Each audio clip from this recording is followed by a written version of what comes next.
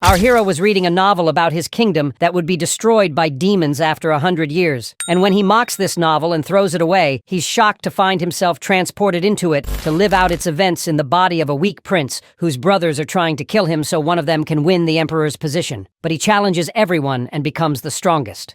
The servant enters to the emperor carrying his special meal, asking him to eat, emphasizing that everyone is worried about his health and that he hasn't eaten anything at all for a long time.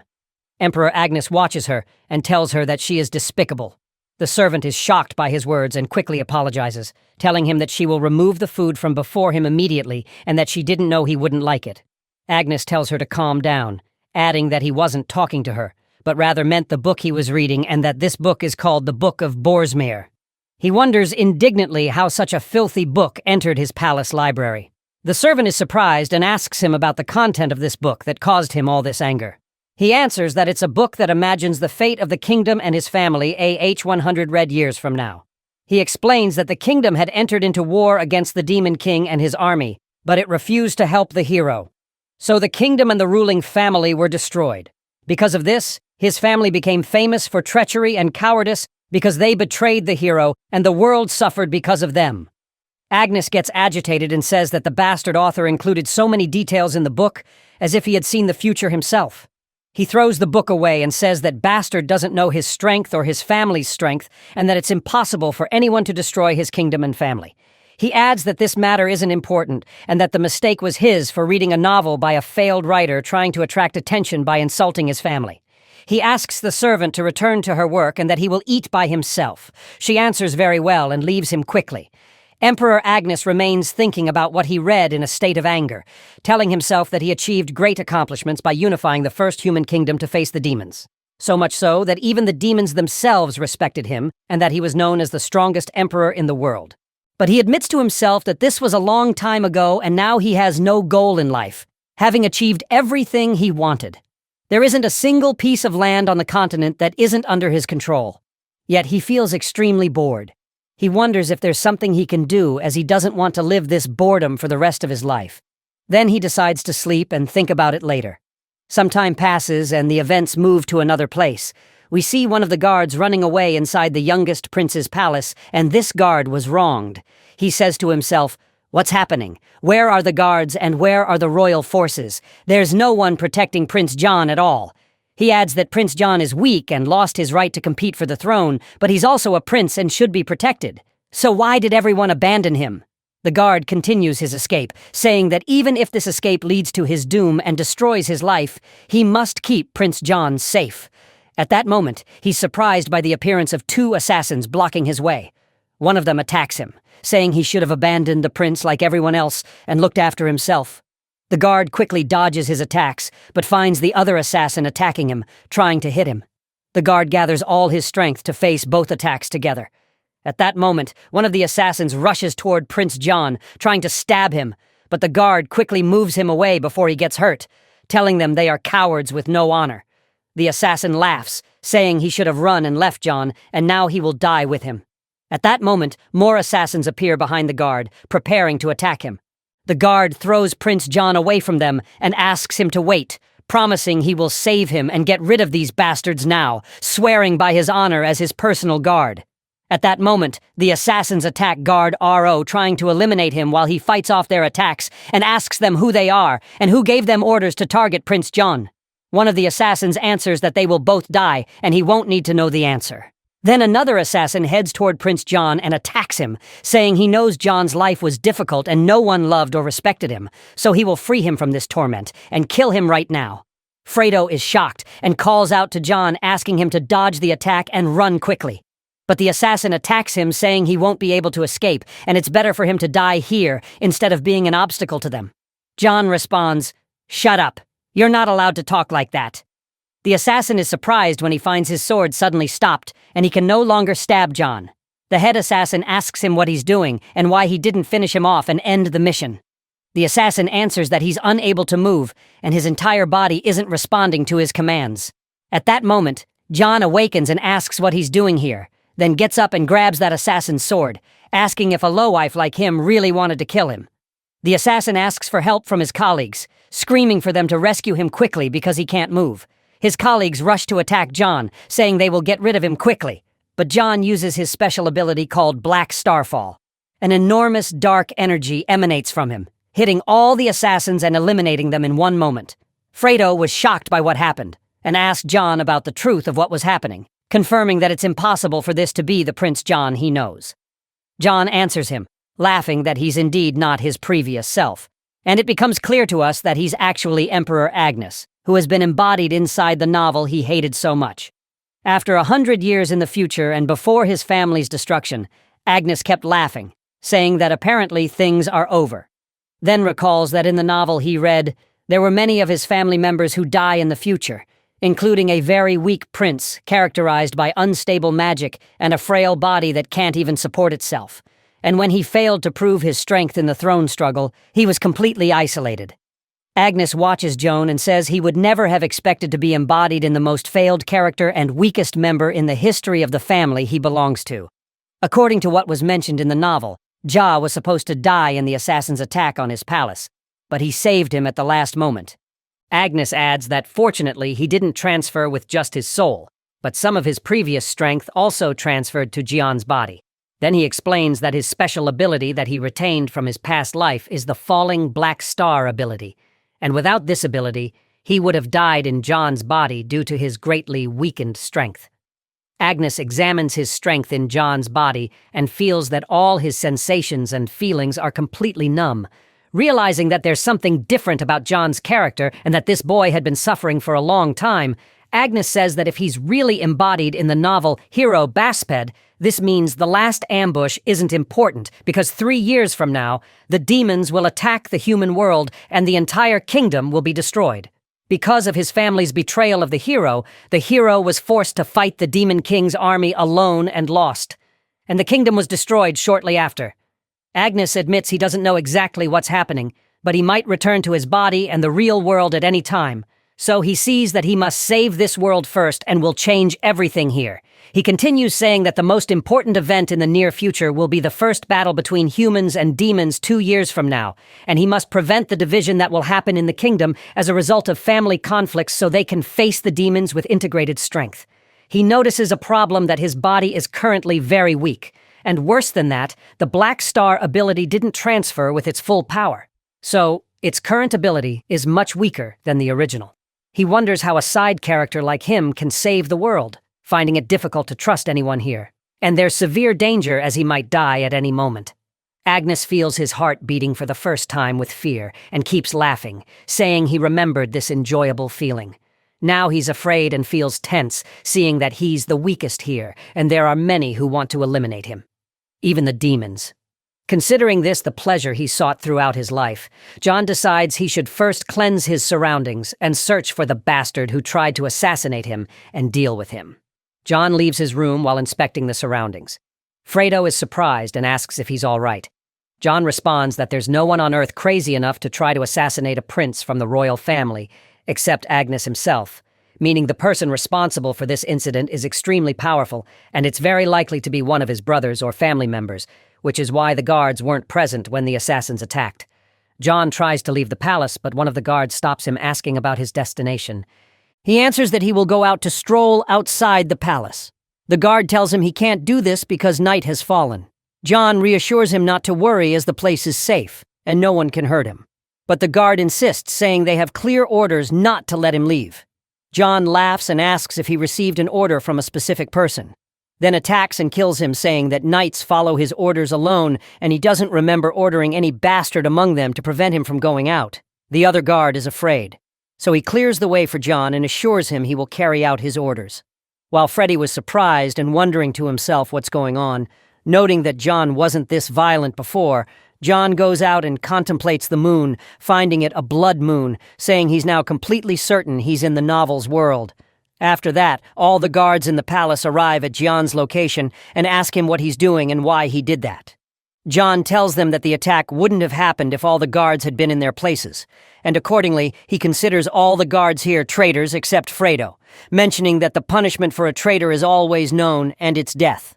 The guard captain asks him what's happening and why he killed one of the guards assigned to protect him. John answers that it's a stupid question and he will execute everyone because of their betrayal of the royal blood.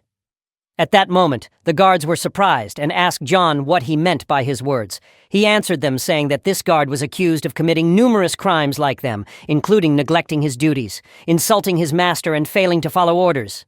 Latest being his escape from the palace during the attack, and because of that he had to be punished by death. Then he explained to them that he, as prince of the kingdom, had judged them all for treason, and that their fate was now death. He asked them if they had any confession or final wish before their execution. The guard captain became angry and said that the prince had discovered their betrayal and their participation in the assassination attempt, and this meant they had no choice but to act. He ordered his soldiers to draw their swords and assured them that they would get rid of Prince John in accordance with their orders. John was laughing and saying that this situation was entertaining, as no one in his previous life had ever dared to betray him. The guard captain attacked John, saying he would finish him off, but John continued laughing and told him that he had asked him to confess his crime before his death. But he hadn't done so, and instead added another crime. The captain told him to shut up and die, then attacked him with all his strength. But John easily dodged his attacks and responded with dark magic, saying he would add to his crimes, the attempt to assassinate the prince himself. He explained that it wouldn't make a difference because he would die anyway. The guards and soldiers were amazed when they saw this power and said it was impossible for the weak Prince John to have easily defeated their strong captain. And Fredo was shocked and couldn't believe what happened, saying this wasn't the prince he knew. Then John addressed the soldiers, saying he could eliminate them all as he did with their captain. But wounded dogs are better than new dogs, and they now knew their fate. And from this moment, they would obey no orders except his alone. Fredo and all the soldiers bowed before him, declaring their loyalty to him. And John was laughing, saying he hadn't felt this fear in his enemies' hearts for a long time. The next day, John began his training in the palace using his special ability, saying that if his calculations were correct, he would soon be able to raise the power of the falling black star to 1 star. At that moment, Fredo came and told him there was a guest who wanted to meet him. John asked him about her identity, and he answered that she was his fiancée, Priscilla. Then John remembered from the novel that Priscilla was an important character known as the Princess of Bad Luck, and he hadn't known before that she was engaged to John in the novel. Jane went to Priscilla to meet her, and she apologized to him, saying she didn't want to waste his time, and explained the reason for her visit, then said she came to ask him to break off the engagement between her and him, and she realized the timing was bad, but she was forced to do so and pointed out that if he objected, they could reach an agreement. John told her he wasn't interested and agreed to her request. Priscilla was surprised by his response and asked him what he meant by his words, but he left her and departed while repeating his agreement to break off the engagement and promised to send an official letter to her family and the royal family when he had the chance. Priscilla was shocked, wondering what was happening and why he agreed so quickly. And when John left, he was surprised by Priscilla's guards lining up in front of him, where one of them stopped him and asked him to return inside and apologize to Priscilla. John asked him what he meant by apologizing, and the guard answered that Priscilla was from distinguished nobles, and he shouldn't have treated her this way. John laughed, showed his boldness, then immediately gave his opinion on the guard's demand. Meanwhile, Priscilla was in her room wondering what was happening and why John abandoned her so coldly, even though he used to beg her family to let him marry her, and she felt that John was the one who broke off the engagement, not her. She decided not to let him reject her like this. So, if the engagement had to be broken off, she would be the one to do it. She left her room to call him and tell him she needed to talk to him. But she was surprised that Jian had defeated her personal guard and overcome him easily, and said in amazement that it was impossible for John to defeat her family's strongest knight, Grigo, without even touching him. Another guard tried to attack John using his magic, but John attacked him and almost killed him, but he changed his mind because he found him too weak to be killed.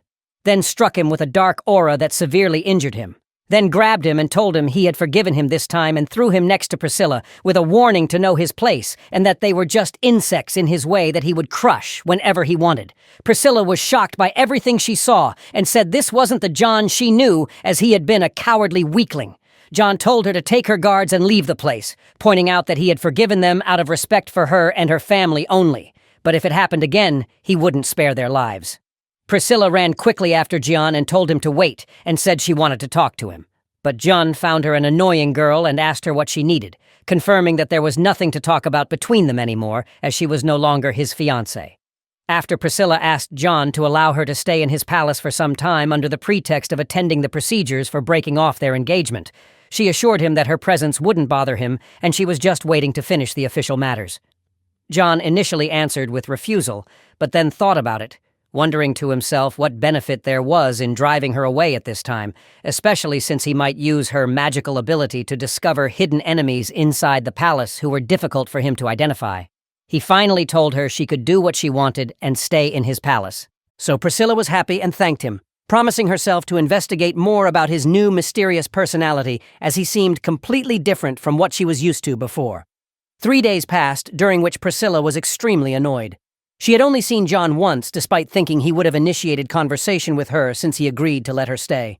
She began wondering about the reason for his sudden change and about that strange energy he used to defeat the guards easily. She thought she had to discover his truth today and not allow him to ignore her anymore. She went where John was training with his soldiers and called to him, protesting his disappearance from her for 3 days. She asked him about the reason for allowing her to stay when he constantly avoided her. John stopped her, speaking calmly, and asked her to speak to him with respect befitting his position as a prince and her status as a noble, and reminded her that she was the one who asked to stay in the palace and he wasn't even obligated to talk to her. Priscilla was surprised by his words and promised not to bother him again, then left silently. As for John, he ignored her completely and asked his guards to increase the night security procedures for a full week, in addition to providing them with strong armor in preparation for any emergency. Another 3 days passed until a group of assassins began attacking John's palace again. John was sitting waiting for their arrival to confront them. While the assassin leader sensed the difficulty of penetrating the palace and noticed the intensity of the security, unlike what was rumored before, suspicions arose among them that they were walking into a tight trap. Suddenly, one of the assassins was attacked and killed without them knowing how it happened. Then the rest of the assassins began falling in the darkness one after another, and only the leader remained, who felt extreme fear and asked the attacker to reveal his identity. John appeared, announcing that he was the one who killed his companions and that his fate wouldn't be different from theirs. The assassin was stunned. He thought Prince John had hidden his strength in the succession battles and began trying to escape to inform whoever sent him. But John surprised him with a dark eagle attack and killed him, telling him he had initially intended to let one of them escape to inform their senders. But unfortunately for him, he decided not to be that dog. John continued inspecting the palace, certain that there were other assassins hiding within the walls. Suddenly, he heard sounds of magical explosions. So, he wondered what was happening, and remembered that among the assassins were mages, especially since Priscilla was staying in the palace, and she was also a mage. Indeed, Priscilla was facing one of the assassins with her magical attack and wondering about his identity and how he dared to attack a royal palace. Priscilla used wind magic to defend herself, but the assassins managed to repel the attack quickly and expressed their amazement because they hadn't expected a sorceress protecting John to be in the palace. One of the assassins tried to kill Priscilla using slicing magic and attacked her, saying he would finish her off immediately. Priscilla tried to defend herself with shield magic, but the assassin's dagger broke her shield easily, which shocked her and made her fear death. So she began screaming and asking for help. When the assassin was about to finish her off, he was surprised that his body stopped moving without knowing the reason, and while he was in shock, John appeared, attacking him with dark magic and killed him. One assassin remained watching what was happening. Overcome by terror, as all their old information about John was wrong, he was thought to be weak, while today he seemed strong with a terrifying aura. John noticed this assassin and asked him if he intended to attack or flee, so he chose the latter and ran away quickly, saying he wanted to stay alive. John expected this behavior and found it smart. Priscilla approached John and asked him about the reason for allowing this assassin to escape. So he answered that he had planted dark magic in his body to be able to track him to their base later, and he would now be able to reach them easily. John said threateningly, "Whoever chose to bother me should be patient a little, as I will visit him soon in a deadly visit in revenge for what he did." The next day, Jan started his day normally, and was thinking about the recent assassin incident, saying to himself that after that attack, his black star ability became as strong as 1 star, making him much more powerful than before. However, he was suffering from a serious problem, which was the weakness of John's body that was damaged by the internal magical forces, and he realized he needed to strengthen his body better than that. After a while, John moved to the guest room to meet his half-sister, Evelyn Agnes, who had arrived to talk with him. John described Evelyn as one of the strongest candidates for the position of emperor like him, and that her power was great to the degree that some compared it to the hero's power in the novel. among all his siblings. She was actually the closest to taking over the rule, as she was the only one who supported the hero in his battle against the Demon King and his army. While the rest of the siblings used that against her, Evelyn began talking with John, expressing her happiness at seeing him again, and that a long time had passed without them having a friendly meeting. She asked about his conditions, but he seemed reserved and asked her what she meant by her words. So, she told him she had heard about him being subjected to 2 assassination attempts in his palace during the past week. John replied to her, confirming that he was being watched by everyone, and that those who attacked him were a group of stupid amateurs like the ones she sent, and that he got rid of them quickly. Evelyn was surprised by his approach, and said that John had never treated her this way before. She expressed her sadness, confirming that the recent incident had affected him and damaged his psyche to the point where he no longer trusted anyone, not even his own family. She apologized, saying what happened was her mistake, and that it was her duty to be more careful about his safety. She suggested sending a full squad of her knights to guard him in the palace so he wouldn't worry about another attack, and promised to hunt down those who harmed him to the end. But John cut her off, reassuring her that he didn't need her soldiers. He surprised her by saying he was capable of protecting himself, and that he had personally chosen a group of knights to start training them to protect the palace. Then he asked her about the real reason for her visit, mentioning that he didn't believe she came just out of concern for him. Evelyn answered that she really came to check on him after hearing the news. Despite being very busy, she confirmed he was her younger brother, even though they had different mothers. She pointed out a problem waiting for him. He had reached the legal age for the royal family, which would force him to participate in the succession ceremonies soon. She begged him to withdraw from those ceremonies and everything related to succession for his own safety. John was puzzled by her request and asked why. She explained that her motives were fear and love, and said she wouldn't deceive him. If he participated in the ceremonies, she was certain he would fail and might even die. If he succeeded, enemies would multiply around him, and he wouldn't be able to withstand the tests given his weak skills compared to his siblings. She noted that even if he achieved a miracle and succeeded, his life would move to the 1-star palace with siblings whose only concern was the crown and throne. She believed his stay there would be short anyway. Evelyn released part of her power and threatened John with her star's ability, confirming that even if he passed the tests, he wouldn't survive more than a day. John examined the energies emanating from her and identified them as celestial sea stars, the ability that distinguished the royal family's children, the power of legitimate heirs to the throne, destined to rule. John laughed, commenting admiringly on Evelyn's strength and acknowledging she truly deserved to rule. But he added that she had only one problem, then released his power before her, revealing the fallen Black Star ability. He asked her, "What fool told you I was weak, or that I wouldn't be able to rule them all?" The events then shifted to Evelyn, returning to her palace, surrounded by guards who greeted her at the entrance. The guard captain asked why she returned with all the soldiers who had accompanied her. She told him that her brother John refused to receive them all, which surprised him. Evelyn confirmed she didn't know the reasons, but was convinced of one thing. Her little brother had changed so much that she no longer knew him, and began wondering if he had been like this from the beginning. She also mentioned the strange and mysterious power Jian had shown, confirming it wasn't the celestial sea ability specific to family members, and that it was completely different from all the powers she had seen before. She asked the guard captain to increase the number of guards around the castle and plant a spy to continuously monitor John, as she wanted to know everything happening around him at all times. Later, the head servant went to John, telling him with a smile that Evelyn loved him so much that she was sending him a gift like this to care for and protect him. John was amazed when he saw the gift from his sister. This is a ghoul's heart. Anyone who absorbs it will gain the power of a 1,000-year-old ghoul. John realized he could greatly increase his strength through this heart, and felt happy that he hadn't entered into conflict with his sister, Evelyn, and that her admiration for him had reached the point where she supported him with such a precious gift. Then he remembered Evelyn's celestial sea star, and said it was very powerful and closely resembled the black star he possessed. He wondered if his family had also inherited the black star, while thinking that no one else could use this ability even if they were from his family. He noted that this world didn't follow logic, and that he should maintain his relationship with Evelyn, as she might be useful in the future.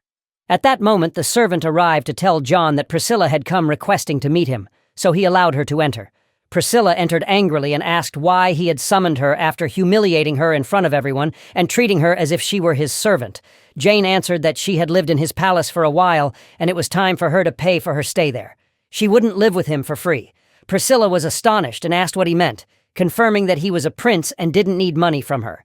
He told her he needed something more important than money from her, gave her a manuscript and asked her to estimate how long it would take to activate it.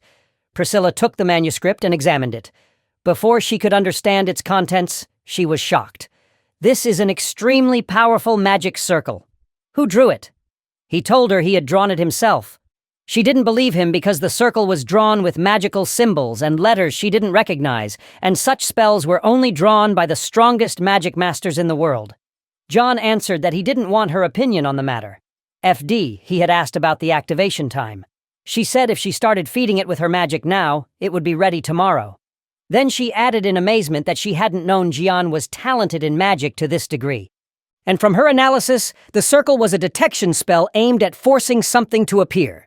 She promised to start implementing the circle, but wanted to know his purpose for it, describing the magic as strange. John told her he intended to use it for hunting, and that he had people he needed to get rid of. The next day, Jian gathered all the servants and guards in an emergency meeting in the palace training yard. The maid, Lenny, asked the head servant, Sean, about the reason for the meeting. He answered that he didn't know, and that Prince John had changed to the point where he now feared him, preferring to carry out his orders without question for fear of death. The maid confirmed she also felt afraid of him, as it had been a long time since she last felt this way. And that news about John was spreading throughout the entire kingdom because of his actions. John addressed everyone and asked them not to move from their places, requesting Priscilla to begin activating the magic circle immediately. Priscilla agreed and began pouring her magical energy into it. The magic started spreading and affecting all present servants and guards. Lenny noticed a strange change in her body due to the magical light and didn't understand exactly what they were doing, but she realized they were in danger. She tried to ask the head servant, Sean, who seemed tense and unable to answer due to the magic filling the place. In the next moment, Priscilla cut her finger and dropped her blood into the heart of the circle. The second part began activating, and Sean was shocked and screamed, demanding they stop what was happening. But he lost control of his body and began transforming completely into a terrifying monster. John watched the situation. This circle is called the Enemy Detection Circle, and it emits powerful detection magic that reveals any disguise within its range. Priscilla was surprised and asked about the identity of the monster that appeared. He simply answered that this was their enemy in its true form. Then he explained that the enemies of humans in the kingdom in the story were monsters who served the demon king and helped him return, and he had learned that these monsters had infiltrated the kingdom disguised as humans to serve their interests. At that moment, the monster attacked Priscilla, trying to eliminate her. She called out, asking why it was attacking her and not John, who had exposed it. The guards intervened to protect her and announced they would fight the monster.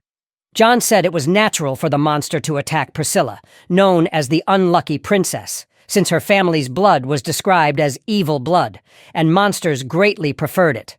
He pointed out that according to the story's events, the monsters would capture Priscilla in the future and take her as a blood source in their kingdom, keeping her tortured between life and death for her entire life, which is why she was known as the Unlucky Princess. The guards tried to confront the monster, but to no avail. Even the weakest types of monsters easily surpass 6 ordinary men in strength, and facing them is nearly impossible for any human without special abilities. John kept watching and telling himself he would have to intervene personally, as he didn't want trouble or chaos in his palace right now. John moved to the confrontation area, facing the monster himself. Priscilla was shocked and asked why he was risking his life. He was a prince and wasn't supposed to endanger himself. At this moment, the monster attacked John with full force, laughing and threatening to eliminate him. John didn't hesitate. He gathered his black energy, grabbed the monster, and examined it carefully, saying he had never dealt with monsters like this before. It had 2 hearts. While the monster tried to hit him and push him away, Jian attacked again, provoking it with mockery, asking if it was afraid. The monster screamed, "Shut up! What kind of magic is this? How did you force me to appear?" "This is a strange power I've never seen in my entire life, even among monsters." "Then who are you really, Flay?"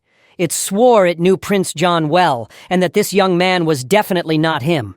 "My identity isn't important. What matters is that you're my enemy and you're going to die now." The monster screamed that it hated deceivers, swearing that if it defeated him, it would take him to its kingdom for interrogation, then threatened that he would regret this insult. John replied mockingly that it was just a trivial monster to him. He gathered the black star energy and used shadow magic to easily block the monster's attacks, which amazed the creature. Then John expressed his sarcasm, saying it wasn't strong, and he had warned them from the beginning. Then he launched the shadow spear, which dealt fatal injuries to the monster and eliminated it completely.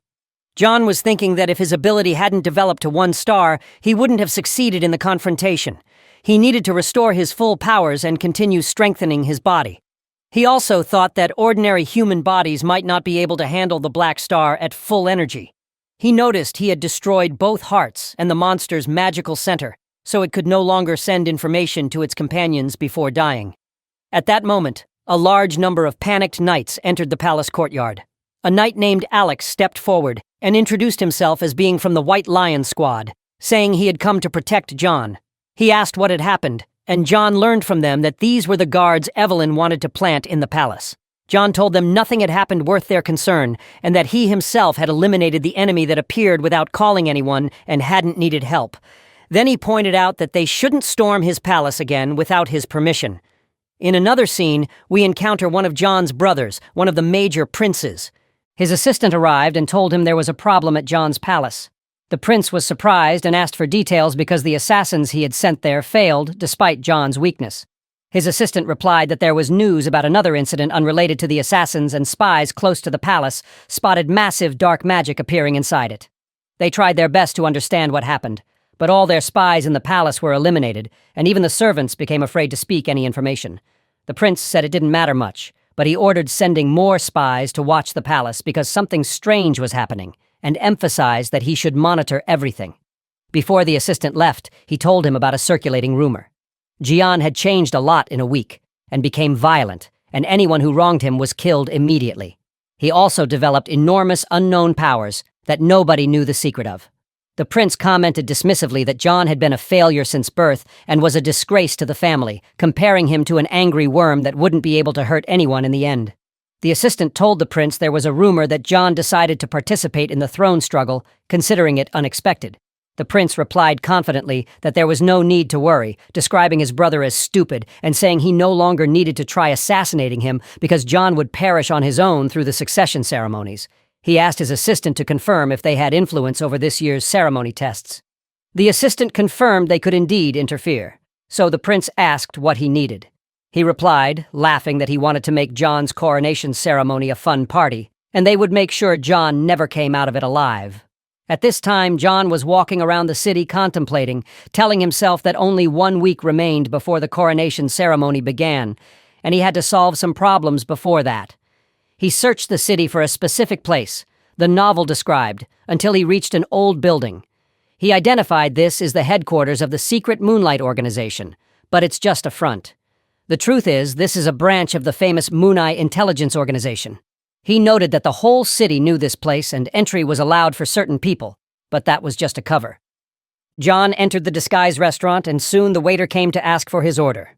He answered with the password Moonlight Soup. The waiter was surprised, then asked John to follow him downstairs where the secret entrance to the building was. There, the waiter brought him to the branch manager's office. She was surprised that he was the first actual client to request service from this place, telling him it was a rare case. John confirmed if she was really the manager and told her he wanted to request information, but the manager insisted he identify himself first. She said the branch itself had opened recently and nobody knew anything about it except a few people, and it wasn't even in the information of other branches. Therefore, she insisted he tell her how he reached them. John dodged the answer, saying they usually didn't need the client's identity. So, if she wasn't in dire need of his money, there was no need for the deal. When he tried to leave, the manager ordered the guards to stop him. They attacked him, but he surprised them and completely froze, their bodies using dark power. They stood shocked, wondering why their bodies stopped. So John told them mockingly that they were skilled but rude. And this way he probably wouldn't deal with idiots like them. He used his power and easily took down everyone, threatening to destroy the entire branch, but pardoned them, settling for punishing them for raising weapons against him. John easily eliminated all the assassins who attacked him, then approached the manager and said, "Are you still worried about my identity? I think I've proven it sufficiently. All you need to know is that I'm powerful, and you're obligated to fulfill my request without additional questions." He concluded by asking if she objected. She replied fearfully that she wasn't, and they would do everything he wanted and provide it free as an apology for what happened. John told them his requests and left, informing the manager she would contact him when the information was ready. The manager, Irene, remained stunned by what happened. She said his quick defeat of the organization's best assassins was unbelievable and found his request simple. He wanted information about the Black Forest and requested a forged identity. The waiter came and discussed with her the danger. This mysterious royal client represented again suggesting caution in dealing with him. Irene agreed and ordered their best spies to be put on watching him as they were now involved with someone from the imperial royal family. Agnes. She had examined his distinctive gray hair during the fight. She commented that they couldn't afford to be enemies with a man of such power, but needed to know his intentions, especially why he left the royal palace in disguise. She also recommended gathering all the information he wanted about the Black Forest and emphasized the need for maximum caution because just becoming his opponent would mean their end would be near and swift. The waiter agreed to Irene's orders and said he would immediately start gathering all necessary information and send spies to monitor John and uncover his identity. Irene sat thinking about John and tried analyzing his power, unique personality, and overwhelming presence. She began strongly suspecting he was one of the imperial family's sons, and maybe even one of the throne candidates, but she wanted to confirm for herself. We then moved to Priscilla, who was angrily wandering the palace, feeling John's continued neglect since her arrival. She blamed him for only using her to activate the dark magic circle and expose the disguised monster, then completely ignoring her without explaining any details, despite her effective help. She guessed the main royal palace might indeed have information about what happened, but didn't want to risk contacting them. She went directly to John's room to demand a meeting and get explanations. The guards at John's room confronted her and prevented her from entering. She protested that she had the right as his fiancé, but Alfredo told her that his master, John, forbade anyone from entering, and he was currently busy communicating with major families about the incident, which was a lie, and completely forbade leaking information about the monster outside the palace. Priscilla insisted, considering herself not a stranger or just a guest but his fiancé. But Alfredo confronted her with the question of whether she really was, so she got confused and remembered she herself had requested breaking the engagement. Then Alfredo delivered John's message. He no longer needed her in the palace, and if she didn't want anything, she should return home. Priscilla was shocked by his attitude and became extremely angry. In the same context, John had left the capital and was now traveling by magic train heading to another magic palace. He was amazed that there were actually magic trains, and asked himself whether his kingdom would really develop like this after 100 years, as the novel said, vowing to himself not to let his descendants surpass his achievements in technical development. He activated his detection ability and discovered that Moonlight Organization spies were indeed following him. He expected this and deliberately left his gray hair visible to scare them into taking him seriously and executing his requests quickly, as his goal from the beginning was to control them and benefit from the organization. He recalled details from the novel. The Moonlight Organization would later transform into a secret guild supporting the hero against the monster army, and would sacrifice hugely for the hero after everyone abandoned him, even his family and kingdom, without compensation. This is why he came to them himself, to personally verify the event's accuracy and have influence on their course. The train employee announced to everyone they were approaching Rowan City, so John prepared to get off. When he stepped off the train, he thought about his need for a new assistant. Finding that the Royal Knights didn't have sufficient talents and training them would take a long time. He decided to use his future knowledge and the novel to choose a worthy assistant, as he knew that person would be here in Rowan City. John entered the city and watched it carefully with extreme alertness. He was certain he was in exactly the right place and time.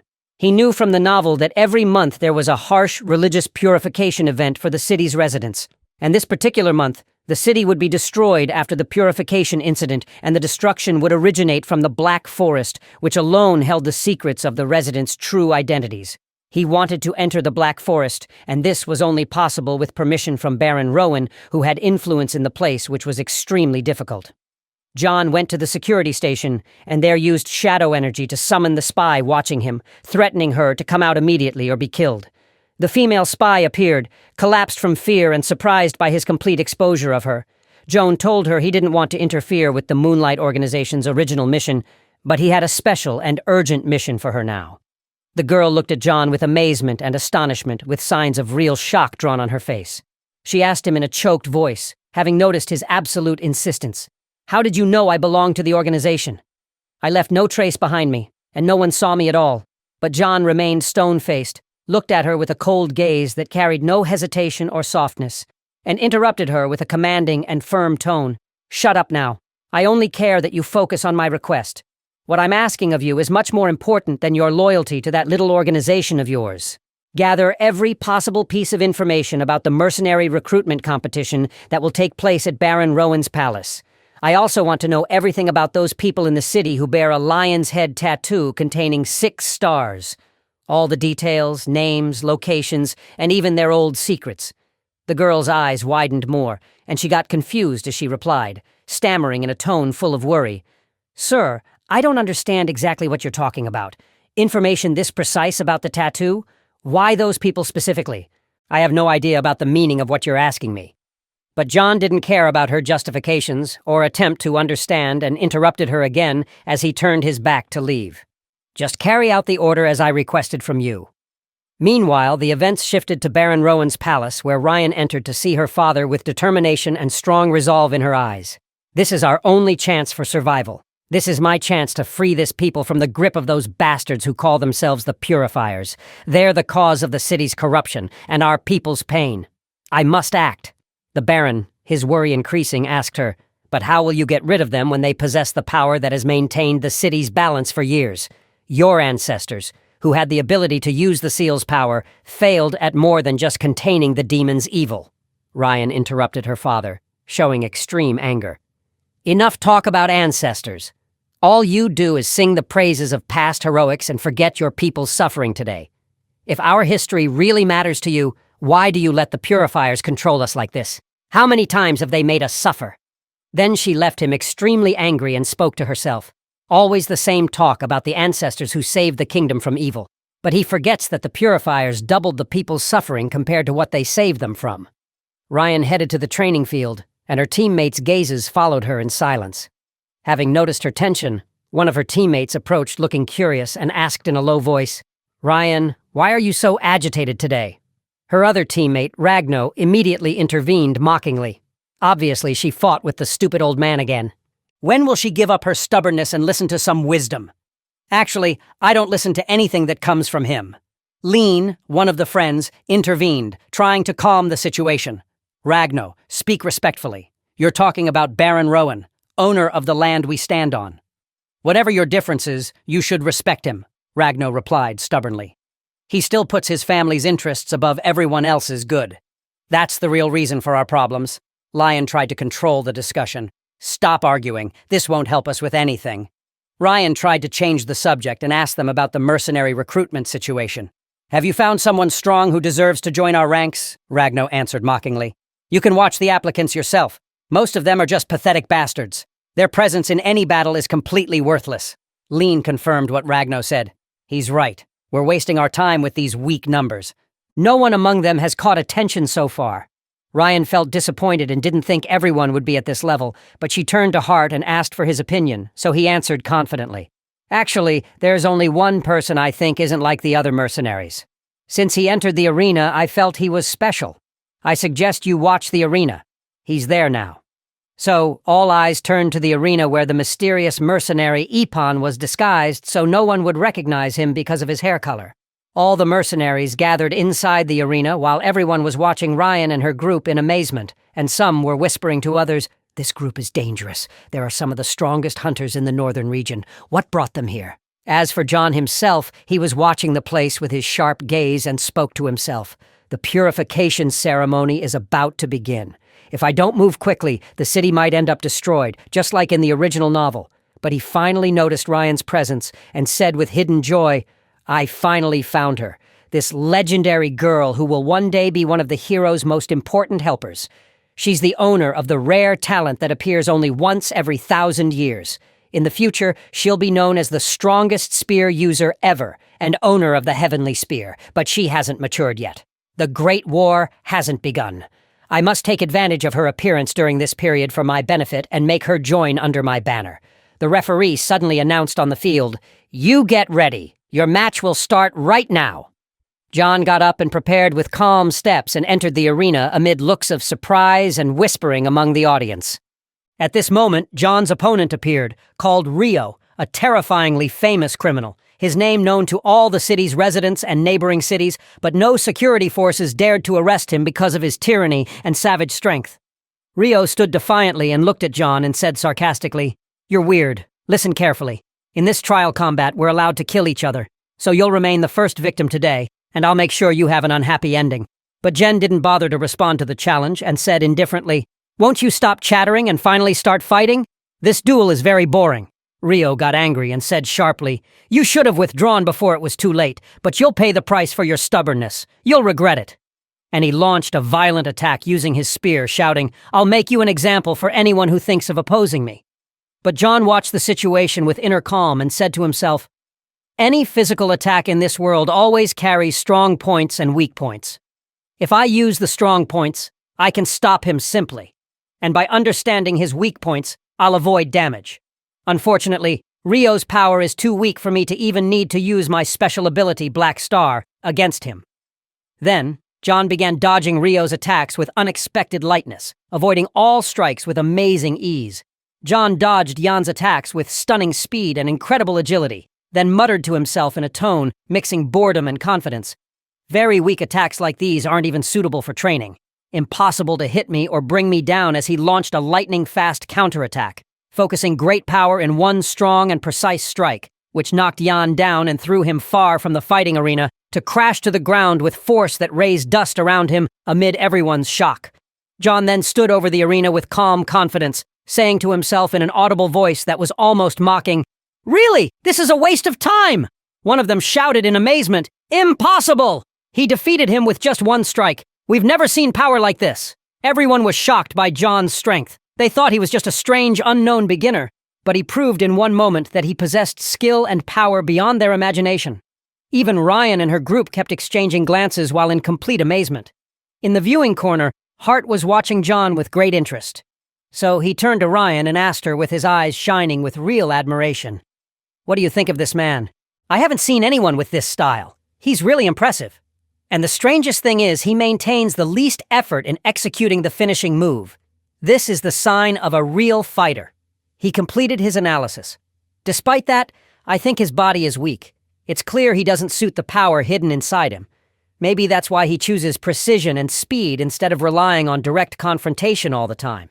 Ryan nodded in agreement and answered him, "Right. His strength is apparent, but I think he's hiding much more than he shows. There's something mysterious about this man." On the other hand, Ragnar was angry and not impressed at all. He frowned and said sarcastically, "I don't understand why all this admiration for that bastard.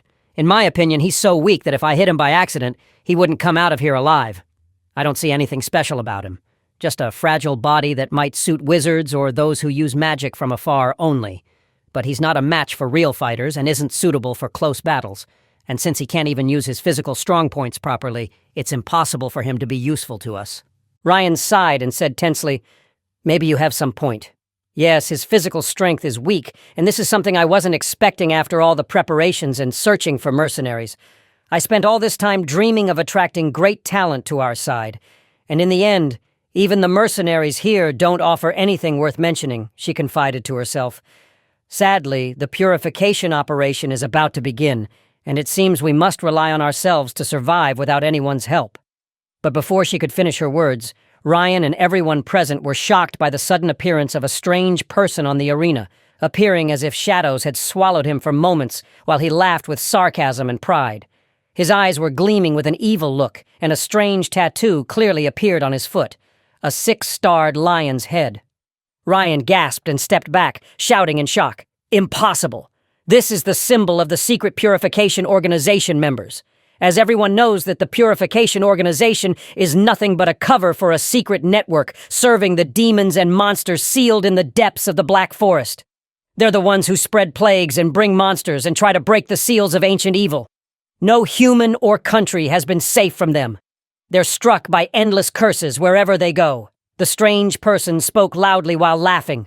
"You fools! You won't be able to stop us!" The mercenaries immediately pounced on him, their voices rising. "Who is this scoundrel who let him in? Let's finish him off right now." At that moment, the person began transforming, abandoning his human form, and released evil energy that terrified all the leaders and fighters in the place. Ryan, having regained her composure amid the panic, stepped forward and shouted, "There's no place for evil here!"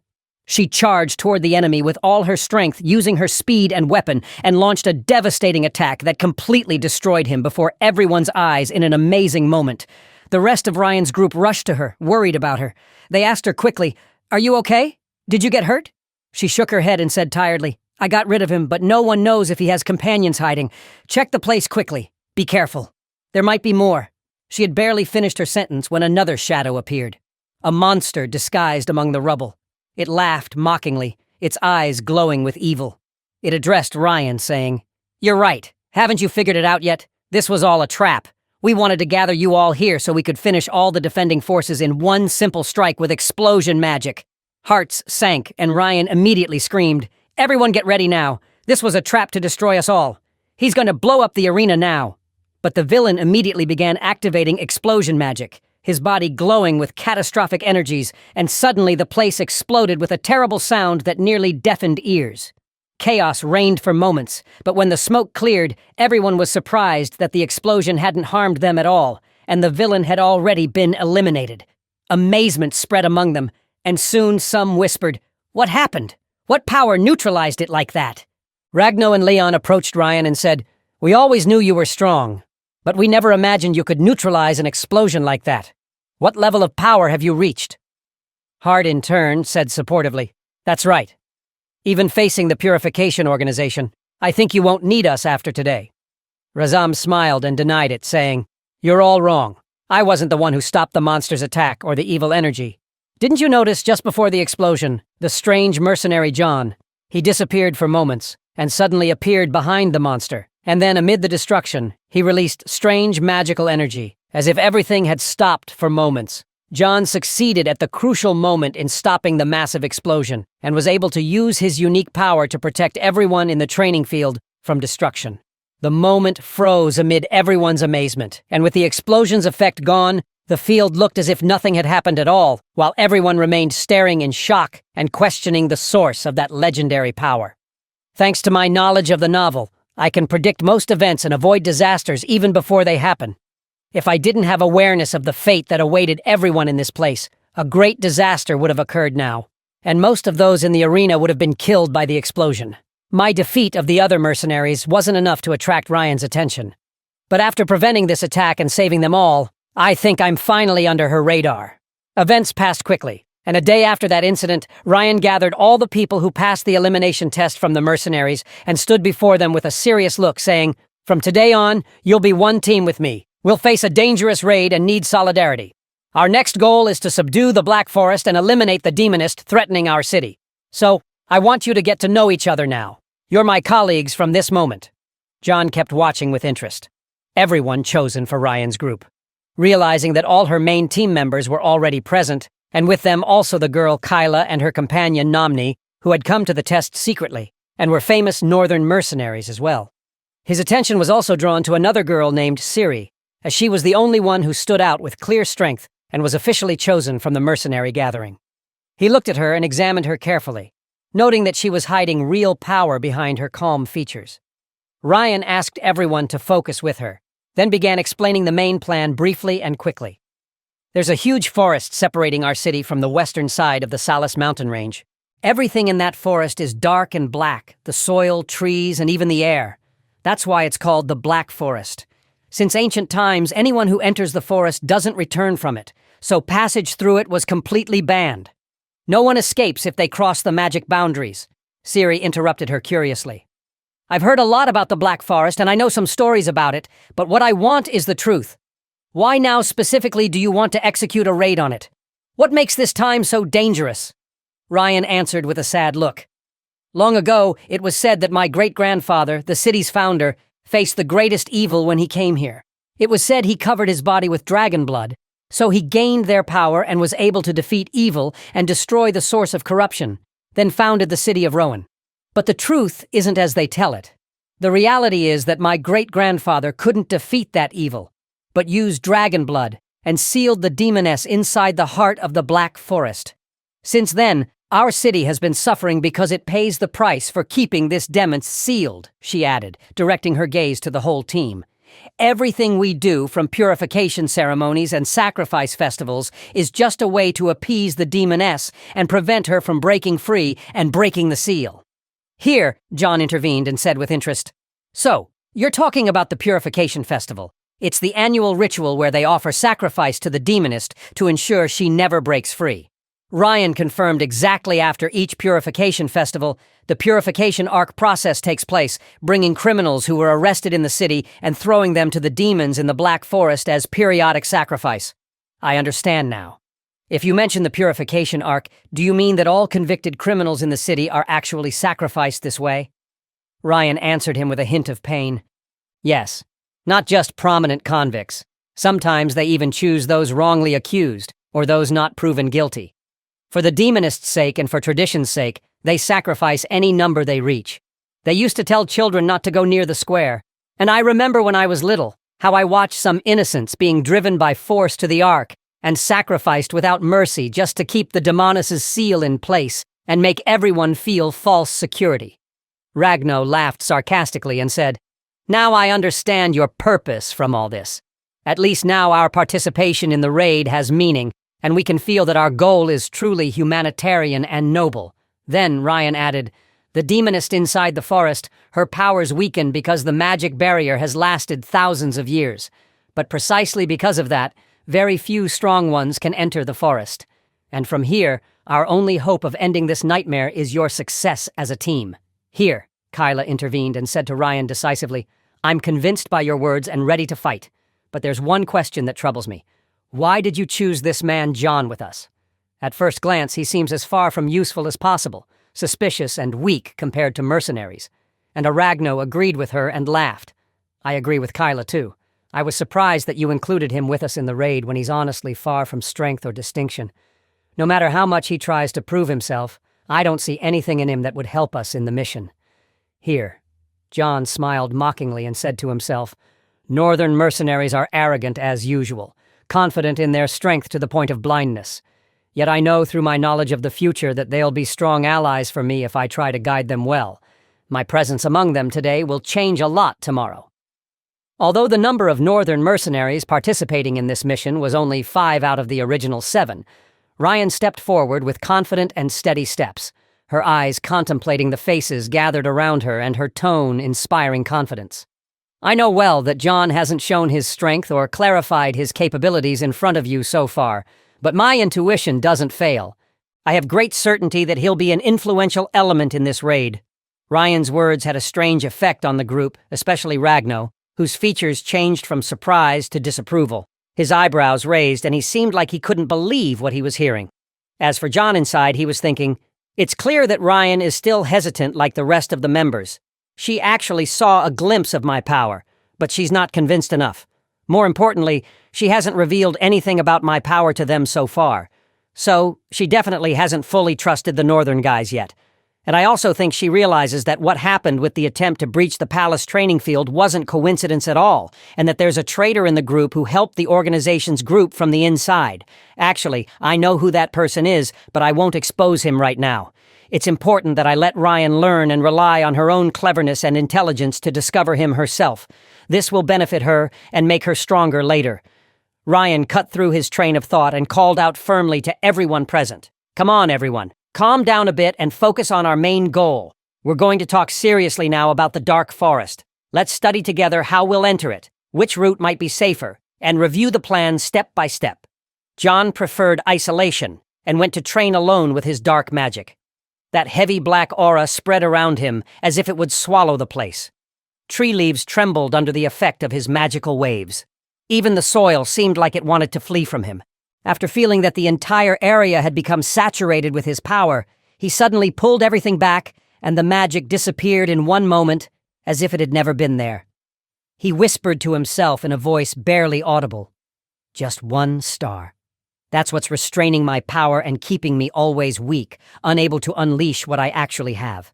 The technique I'm thinking about is very powerful, but the price is that my body will almost collapse if I use it against one of the 7 brothers' mercenaries. And the real problem is, they're no longer my most dangerous enemies in the story. There are stronger and fiercer opponents coming after them. So, I need to quickly reach the 2nd star. Suddenly, while lost in his thoughts, a strange girl appeared before him. "What's this? Your energy is very strange. I haven't seen anyone in years who could move shadow magic with this mastery. How do you control it and release it by yourself? I really want to know all the secrets of your power." John was surprised by her sudden presence and looked at her cautiously. "It's clear you're not an ordinary person." "Important question. How did you get out of the seal? I was sure the seal hadn't been broken yet. You really discovered my identity this quickly." "You're a special person, just as I expected. But listen to my advice. If you really want to stay alive, don't enter the dark forest with Ryan and her team," Jan asked with genuine surprise as curiosity began to stir in him. "And why? I'm surprised that you're suddenly here. Why specifically are you warning me?" She laughed and said in a calm tone but full of threat, "The answer is simpler than simple. I won't repeat this again. If you enter the forest and ignore the advice, I'll eliminate all of you myself." She quickly disappeared as she had appeared without any trace, and John remained smiling calmly, the laugh never leaving his face. The demonist herself came out to threaten me. I couldn't waste an opportunity like this. It's clear that my actions are making the story's events change more than I thought. But it doesn't matter. I never liked this story anyway, and I decided to change all the events my way. After minutes, and while wandering around, John sent night signals to the Moon Eye spy. So she appeared hiding above the tree. She jumped in front of him, panting with surprise. "Really? How do you know my location every time?" "You're really scary," John asked her. "Did you prepare what I asked for?" she replied while digging in her pocket and pulling it out for him. "The rare thing you want, a storage stone of the highest level exactly as you described. I brought it to you with great difficulty, and because of that, you'll pay more. Seriously, the mission was almost impossible. But what are you planning to use the storage stone for anyway?" He took the stone from her and looked at it with a meaningful smile and said, "Surrender." She looked at him with confusion, filling her face. "Surrender? What are you talking about? Even when you exhaust me, you don't explain a single word." John left her without giving any more details and simply said to her calmly and briefly, "You'll understand soon." The spy hesitated, trying to explain his behavior to herself. "Every time he treats me like I'm a servant, doesn't even talk or tell me how he'll act. I'll just say I have to report to the manager." After that, John headed to join the rest of the group, and they all set off walking carefully as they prepared to enter the dark forest. His heart was jumping with anticipation and excitement, and he smiled to himself. The real time for adventure has begun. Everyone entered together into the forest's depths, and with every step they took, the darkness grew thicker. The trees became blacker until the trunks and leaves seemed to absorb the sunlight completely. Even the air became heavy, laden with the smell of ancient dust and frightening magic. Hart kept looking around suspiciously, and tension began increasing in his voice as he said in wonder, "What is this place we're in? The whole forest looks cursed. This is impossible. The kingdom itself should have come and sent the strongest knights and sorcerers to save us from what's happening here, not us. The situation seems bigger than anyone's capabilities." Everyone's eyes began turning and watching the shadows moving among them, and the journey of the dark forest began with all its danger and dark mystery. As the group penetrated deeper into the dark forest, John was watching everyone from behind with a sharp eye, and many questions were spinning in his head. It's strange that Ryan never clarified details about the demon's danger in the forest, or even anything about her power. But I noticed that the trust between her and the team is almost blind. Pretty sure someone like Kira is the most suspicious person of me here. Her eye is on me all the time, as if she's expecting me to attack her, and she has no intention of believing or trusting Ryan about me. Ryan reached the middle of the forest at those moments, felt that the atmosphere had become heavier and that the dark, demonic energy had become suffocating. She quickly turned to the team and announced, "Get ready. Well, the demonic energy here is very strong. I think we're close to reaching the demoness herself here." Lean questioned the plan, feeling afraid. "Are we really going to enter directly like this without any prior plan or preparation for battle?" Ryan replied with rare confidence. "Exactly. There's no traditional plan that can work here." She drew her famous spear, lightning spear, and waved it, adding, "But so we can maintain our dignity as knights and nobles, we must warn the forest inhabitants before we enter upon them." In one moment, Ryan struck the lightning spear forcefully forward, and its destruction consumed the entire area. Everything in front of her turned to ash, trees exploded, and all the air turned into bright lightning flashes there. Now, when we see the monsters and demons in the forest, our presence won't surprise them, and the battle's direction is completely clear. Ryan then shouted, "Come on, move quickly! Our goal is to eliminate every trace of dark power here." Then she ran quickly to the depths, urging the rest of her group to follow her. Ragnar was watching her advance and smiled with satisfaction mixed with caution, then said to Leon, "See, as usual, the first one to rush. Do you have a plan we can use if everything gets out of control?" Lean shook his head negatively. Unfortunately, no. Ragnar didn't wait any longer, but rushed after Ryan quickly, saying with feigned surprise, "So, simply, if things go crazy, there's no one here to control matters. Then it's better we avoid problems and focus more." Ryan, at that moment, was moving quickly between the dark trees, but she suddenly stopped at the sound of rustling and several red eyes in the darkness. Suddenly, massive savage wolves appeared before her. Their number exceeded 10, and they began quietly surrounding her team in a terrifying manner. Ryan stood and said, "Seriously, these are savage wolves. I've heard a lot about their strength, and they're really the reason for all the attacks we've experienced recently on the city." She hadn't finished her sentence when all the wolves jumped toward her with terrifying speed. Ryan showed some confusion for a moment and said, "I think I rushed more than necessary. Their number and speed are greater than even my ability to escape." But Ragnar didn't leave her in trouble. He used his special ability and activated his explosive hand, moved in the blink of an eye in front of Ryan, struck the wolves with one blow that shook the entire ground, and eliminated most of them immediately. Then he turned to Ryan, smiling, and said, "Didn't I tell you not to be reckless? I'm always known to be in the front, and I'll keep protecting everyone no matter what happens." Hart didn't delay, used his assassination and quick transport skills, jumped between the wolves, and strangled them one after another with precise, quick movements. Then addressed Ryan while fighting. "You focus ahead and I'll handle covering your back and getting rid of any beast that chases us. Let's finish them quickly and regain strength." With each round, whenever they finished a number of wolves, a larger and fiercer number appeared until the team began feeling exhausted. Kira was watching the situation closely and said loudly, "Their number is unnatural, as if they're endless. We need to change our approach." Kayla raised her hand and announced, "Listen to me. I have a plan, but everyone back away from me right now." And Kayla began summoning her energy with intense focus. A blue flame aura appeared around her. Then she unleashed her destructive wave toward the wolves. Everything touched by the blue flame burned completely until it disappeared. The ground itself became like embers, and the main wolves' attack was over. Namni approached Kayla and said quickly, "Watch out! Get back! I'll cover you now." It wasn't long before new monsters appeared and started coming by the hundreds. John kept watching everyone from behind and said to himself, "Amazing. There's great teamwork between the team members.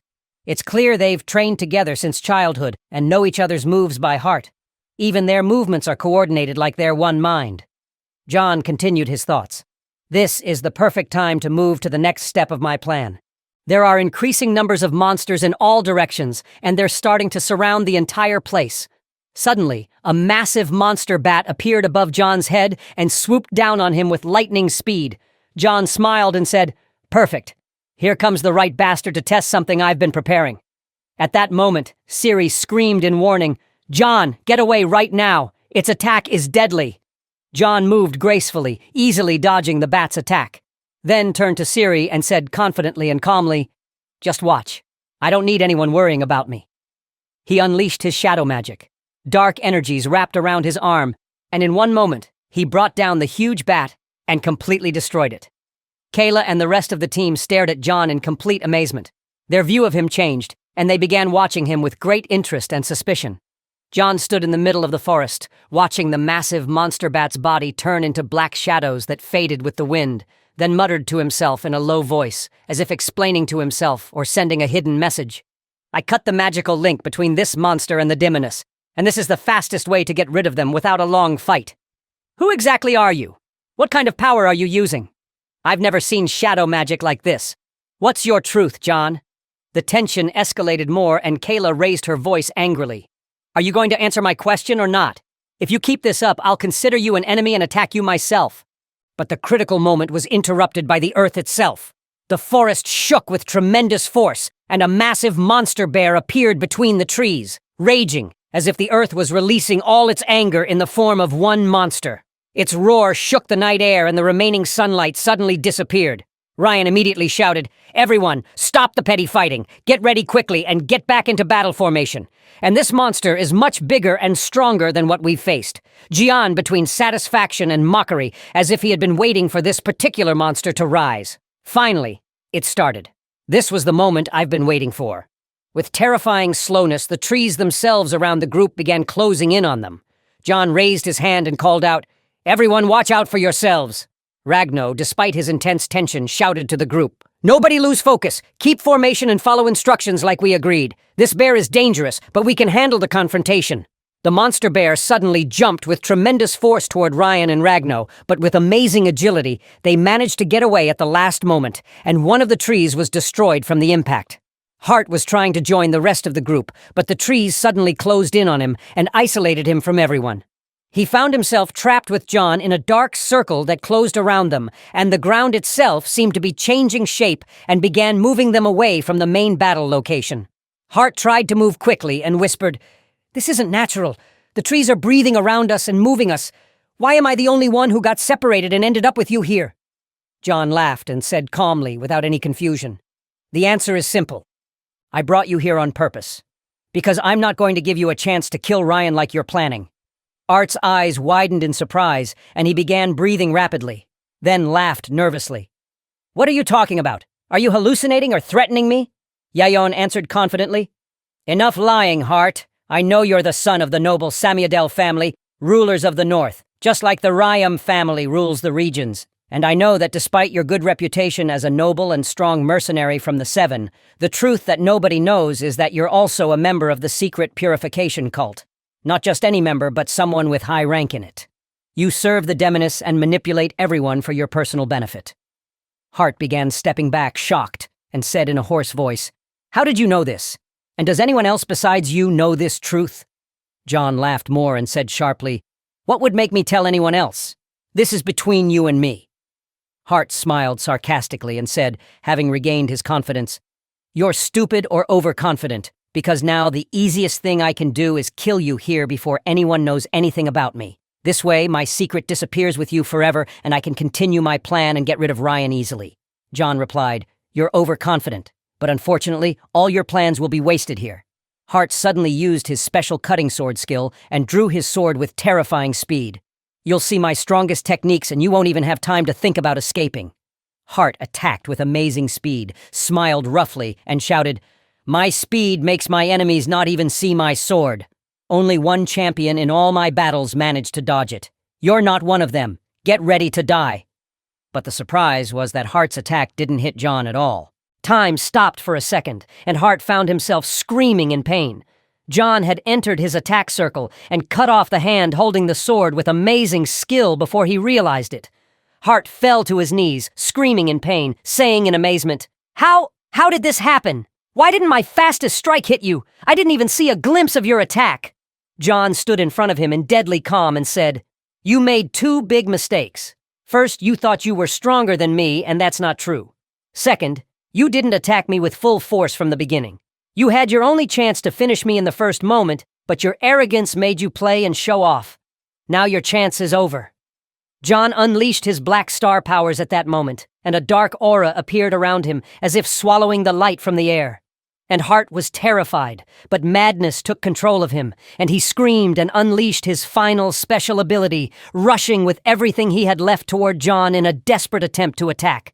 Hart rushed with his attack using his special ability Mooncutter and shouted with a voice full of pride and confidence, "I'm attacking you with my special ability Mooncutter, and no matter how strong you are, you won't be able to survive this attack." He was laughing sarcastically and asking John, "What will you do now? You'll meet your end today without doubt." But John was facing the situation with calm and steadiness. He looked at him with eyes full of mockery and said, "You're repeating the same mistakes I told you about." He unleashed his Black Star ability. His magical energy spread everywhere around him, and he countered Hart's attacks easily. Then added, "I asked you not to underestimate my power, but you're truly stupid." Hart was amazed by the scene and said with his mouth half open, "This is impossible. No one can deal with my attack." In a flash, John moved in front of Hart, approached him, and said in a cold, focused tone, "But when I told you about your betrayal, you should have realized there's a huge difference between our powers, and then you should have used the opportunity to escape." John's magical energy unleashed at that moment with full intensity and attacked him, managing to deliver a fatal blow. Hart was shocked, and signs of death began appearing on him as he said in a weak voice, "Even if you kill me, you won't be able to stop our plan because execution has already begun." Jan replied with quiet confidence, "Don't worry. I know everything about them and about the hidden members like you, and the moment they move, I'll destroy them one by one." Art stepped back, eyes wide. "This is impossible. Who are you?" Joan finished him off in that moment. John moved through the forest afterward, his voice calm as he spoke to himself. "Ryan and her group should be in the middle of the forest by now. I need to finish my task here quickly and catch up with them." As he moved through the dark forest passages, he soon found a massive stone tablet in one of the shadowy corners. He muttered, "I was sure I'd find this tablet here. This is a sacred tablet previously used to seal the demon in this forest for years. I don't know why they left it here. It would have been better in the middle of the forest where its power would be greater. But that doesn't matter now. I don't have time to think about these details. I need to use the tablet for my plan immediately." But as soon as Gian approached the tablet, he was surprised by giant hands appearing behind him. "Looks like there are powerful spirits sealed in this tablet, and they're starting to appear as soon as I got close to it." Those giant hands attacked him quickly, but John was completely focused, skillfully blocking all their attacks using his magic, he muttered to himself. "Getting rid of those hands won't solve the problem. I need to find the main spirit controlling them all." Without hesitation, he went directly to the spirit hiding in the forest shadows. "This is the spirit I'm looking for." He attacked it with all his strength and finally managed to destroy it. And with that, the hands and other attacking spirits will automatically disappear. Indeed, those spirits began disappearing one by one as the main spirit vanished. John approached the sacred tablet again, his eyes full of seriousness and determination. According to the story, the hero party is supposed to use this tablet in the future to seal the demon known for evil. But of course, if I let them do what they want, the seal will be far too weak. That's why I need to intervene myself now. He began merging his magic and ancient magic circles with the tablet. This will make the seal much stronger. Then he used the storage stone to transfer the sacred spirit within it to help against the demon. But suddenly, strange energy emerged from the forest depths. Looks like the event I was waiting for has finally begun. He quickly rushed to where Ryan and her group were advancing through the forest. Hearing their tense argument, Ragna was asking them, "Are we still going to advance further? We should have rescued Hart before coming here since we're spending all this time," Kyla replied firmly. "Stop the worthless talk now and continue your mission. We have plenty of monsters ahead and need to deal with them," Ryan told them. "We need to move to a deeper point in the forest. I'm sure we'll find the demon and her sealing stone there." Ryan was tense, wondering to herself about the demon's power they would face, but she didn't know any real information about that power. But Siri suddenly intervened and stopped in front of them. "You better not continue on your path. There's great danger ahead of you," Ryan asked her. "What do you mean?" Siri told her. "I sense enormous demonic energy ahead, and I assure you that you'll all die if you advance any further." Suddenly, the forest began closing in on them, and the trees blocked all the passages. Ryan was shocked. "What's happening? Why is the forest trapping us like this?" At that moment, the demon suddenly appeared before them, a being wrapped in darkness and dread, and approached them. "I've been waiting for you for so long. You wasted a lot of time." Ryan was terrified and whispered, "The evil has finally appeared." But the demon was puzzled by Ryan's words. "Do you mean me by the evil one? I really hate that title." She approached them and added, "Why do you call me evil? I was just achieving my goals. Just like each of you has your own goals you strive for," Ryan shouted to her team. "Get ready. We'll fight her now. She's still newly freed from the seal, so no doubt her power hasn't fully returned yet." Ragnall was amazed. "I can't believe this is the powerful demon that was imprisoned in the forest," Ryan replied. "I was sure it was her, the sealed demon. I was able to sense her presence, but she's very weak now because the seal hasn't completely disappeared yet. Then she asked everyone to attack the demon immediately. Come on, we need to attack her now and finish her off." But she was shocked when Ragnall fell in front of her after receiving a fatal injury, collapsing beside her and dying instantly. Ryan was stunned. "What's happening? Who attacked him now?" The demon didn't even move from her spot. She began checking her group members only to discover they had all been killed by Lion himself. Kyla was shocked. What did you do? Why are you attacking your friends? Have you lost your mind? Ryan was stunned. This is impossible. Lion was laughing and moving away from them. You're all so stupid. I don't have friends at all, and my only loyalty is to the beast that rules this forest. Then he approached the demon, revealing his tattoo. I came to your place as I promised you, and I must fulfill my promise to serve you and free you from this place. Ryan was amazed. Impossible. Lion belongs to the purification cult. How is that? I don't understand. Lion told the demon, I punished the scoundrels who invaded your forest intending to harm you, and I also brought you Ryan, granddaughter of the hero who sealed you in the forest so you can finally get your revenge. Ryan looked shocked. What are you talking about? We're friends. We should be more than family. We grew up together since we were 3 years old. Lion ignored her and told the demon, the hero's granddaughter is now at your mercy, and you'll be able to get revenge on her for the injustice. You suffered from being sealed in the forest by her grandfather. The demon spoke to Lion. You're right. I don't like this girl.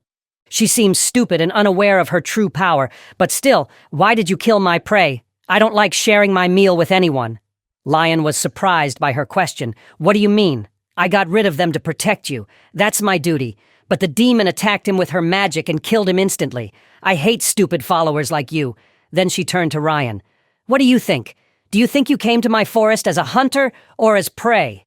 At that moment, we shift to Siri, who appeared before Jian as he headed toward the demon's location. Siri looked scared and asked John to flee with her immediately. Lion betrayed us. He killed all the group members. The demon that appeared has terrifying power. No human can defeat her or even touch her. John was puzzled. Did you leave your group and run away? Siri looked disturbed. What are you thinking? We need to flee from here immediately. We don't have time. The demon will find us soon and kill us. We need to ask for help to save Ryan. But John was laughing. And why would we ask for help? This is the perfect opportunity for Ryan to become stronger. This has been my goal from the beginning. Then we learned the demon's truth. She had been just an ordinary human who was born and lived her childhood normally. But as days passed, her desire for bloodshed increased, and she couldn't explain what was happening inside her until she met a fortune teller who told her that her fate had already been determined and that she would become a known demon and enemy of humanity. At that point, the girl didn't doubt the fortune teller's words because she realized her destiny had been drawn for her and she wouldn't be able to change it. In fact, she didn't want to change her fate at all. She didn't want to escape from a destiny that was enjoyable for her because this way she could feel the pleasure of killing without blaming herself. She knew that her consequence would be sealing because of her transformation into an enemy of the whole world. But she didn't care and continued her path in blood as this path was her only way to feel ecstasy. We returned to the demon standing before Ryan, addressing her mockingly. Are you really the granddaughter of the hero Denier? I never thought that strong bastard would produce such weak offspring. Even bringing you to me was entertaining. He was extremely weak to me, but he succeeded in finding a way to seal me. But you don't seem entertaining. Even finishing you off won't be entertaining for me. Finally, she asked, do you know that I'm going to attack the city of Rowan and destroy it completely after I get rid of you first? Ryan was suddenly in a state of shock and amazement when she heard the demon's threat toward the city of Ron. She immediately began gathering all her strength, determined not to let evil extend to her people. The demon addressed her mockingly. I've suppressed my desire to feed on humans for a long time because of the seal, and I was only allowed 5 people per month. But now I'm free, and my hunger is so great that one city won't satisfy it. Anger swept across Ryan's features, so she unleashed her power. I will never let you do that. The demon looked at her with surprise. Have you finally decided to resist? I thought you would surrender or try to escape. But Ryan clenched her fist, summoned her spear with lightning power. I can't let you play around as you please. I'll get rid of you now and protect my city. She launched forward and stabbed the demon with the lightning spear. How many more humans will you need to satisfy your beastly hunger? You've killed many innocents from my people, and I'll end your life along with this hunger here. The demon laughed loudly. Finally, you came to your senses and decided to fight me. I thought you were boring and I wouldn't enjoy eating you, as I hate feeding on desperate people because my pleasure becomes weak. I like devouring them at the peak of their courage. Ryan felt confused and wronged. How? How is she still alive? I attacked her with all my strength. The demon laughed. This power won't even affect me. Suddenly, several savage wolves burst from her body. I love that glint of despair in your eyes. You finally abandoned your courage and decided to surrender. Ryan felt terrified. I'll die if those beasts hit me. She dodged the savage wolves' attacks with incredible speed and moved away from them. "I'll finish you off now." She approached the demons again, but at that moment, another savage wolf appeared and swallowed her spear before it could touch the demoness. Ryan was shocked. "Impossible! My spear made of black metal was destroyed like that." Immediately, the demon released a large number of beasts. "You should use all your power now. My entertainment is starting to fade." Ryan was utterly stunned. I never imagined the gap between our powers was this huge. The beasts rushed toward her. She tried to attack but had to dodge them and quickly escape their vicinity. While the demonist kept laughing, "You must use all your power now. You'll be killed by my wolves as if you never fought me at all." Ryan moved quickly upward and gathered lightning magic, summoning a lightning spear in her hands. "I have to destroy this demoness with just one attack. She's extremely powerful now, and if her power is completely freed from the seal, she'll become a danger to the entire world." She sent all the mana and magical energy into the lightning spear. "I'll lose all my energy after this strike, but I have no other choice." She launched a violent attack that shattered the ground and completely destroyed the place with the power of the lightning spear. Ryan collapsed to the ground, exhausted by pain and suffering from the loss of all her energy and magic. "I haven't depleted my power and magic like this in a long time. My body will suffer for a long time after using my secret technique." But I had no other solution. "The demoness must have been severely injured by this attack. I need to make sure she's destroyed before she recovers her full energy." But the surprise was the demoness appearing before her, laughing mockingly. "Did you really think an attack like that would actually kill me? Your attack was strong, and if I were truly weak because of the seal, as you imagine, I would have died now. But you're wrong. The seal was broken long ago. I simply didn't move or attack you because I was recovering my strength and health. Now I'm at the peak of my power." Then she summoned a huge number of demonic serpents and prepared to attack. Ryan said, "This is impossible. This means she's been at full power for a long time." The demonist kept laughing. "Exactly. You never had any chance of beating me from the beginning. I was just giving you hope so I could destroy you at the peak of your despair." She sent her serpents to attack Ryan. "What do you think now? Do you still believe you can defeat me?" Ryan's strength failed her. "This is impossible. No one can defeat her. We never had any chance at all." The serpents attacked Ryan, unable to move. She muttered in pain. "I have no chance of escape or victory. Everything that happened was my fault. My friends were killed and my city will be destroyed because of me. I was foolish and deserved to die before them." The serpents surrounded her and were about to finish her off. At that moment, Jane appeared using dark magic to counter the serpents, which completely shocked Ryan. "Where did this magic come from?" Great amazement showed on her face when she saw John directly in front of her. She asked him, stuttering, "What are you doing here?" But she quickly lost consciousness. John kept watching her, muttering to himself. It seemed she was severely shocked by what she faced. The power gap between them was enormous, so much that it destroyed the courage that drove her to fight. The dais was still laughing. "I didn't expect you to show up here. I told you before that I'd kill you if you came to my place." John smiled. "Should I call you by your demonic name, or by Loa from when you were human?" The demonist froze in place and looked at him in amazement. "I never expected you to know my identity." Then she began gathering her magic. "Do you know my other titles, too? Are you stupid enough to come here knowing my true power?" John smiled calmly. "Of course, I know all your titles. You're humanity's enemy, and the fiercest creature to kill humans in their history. And the most famous number the world knows you by is your title, the demonic Blood Witch." Loa replied with calm confidence. "I know you're not stupid, and what you saw now should have been enough to warn you to run from me," Ja said with a confident smile. "And why would I run?" she answered. "Because I'll kill you if you don't run from here." "The answer is obvious." John laughed. "Unfortunately, I don't intend to die today, especially at your hands." Loa seemed surprised. "What do you mean? What's the reason for coming here in the first place?" John said, "Simply put, I came here to make you submit to me, and from now on you'll be my follower." Then he added, addressing her confidently, "Since the moment I arrived in this world, you've always been one of my main targets to convert into one of my followers to achieve my goal. At first I planned to add Ryan to my team, but I decided to give up on her because she's not mature yet, and she's supposed to be part of the heroes team. I don't want to affect his path because he'll be helpful to me in the future." Lena laughed loudly. "Are you saying now that you'll turn me into your follower? You must be truly foolish, but I like entertaining enemies. I'll give you a chance to prove your ability to do this." She released her power, unleashing an army of demonic beasts and directing them toward John. Show me your ability now and face me with everything you have. John took out his storage stone and summoned the sacred seal spirit from it, threw it before her and activated it in the place, then began activating seal magic on Loa. Loa was surprised. "What are you doing?" John said firmly. "I'm sealing you. I told you from the beginning that you'll be my follower." In an instant, both of them were transported into a magical world created by the sacred tablet. John said, "This magical world was made with the magic in the sacred tablet, and the tablet's function is to harm the spirit and beast that tries to serve it here will be imprisoned in a magical world, and the stronger spirit will seal the weaker one. The wizard who created this tablet is known for soul destruction magic," he continued with a cunning smile. "I was prepared for battle from the beginning. So, I searched for the tablet first, then stored it in the storage stone I took from the spy. The sacred tablet has several parts, but I can't store them all. So, I used only the main part. True, the magic will be weaker, but it will serve the purpose." Loa laughed again. "Do you think that with this old trick you'll be able to seal me again with ancient magic?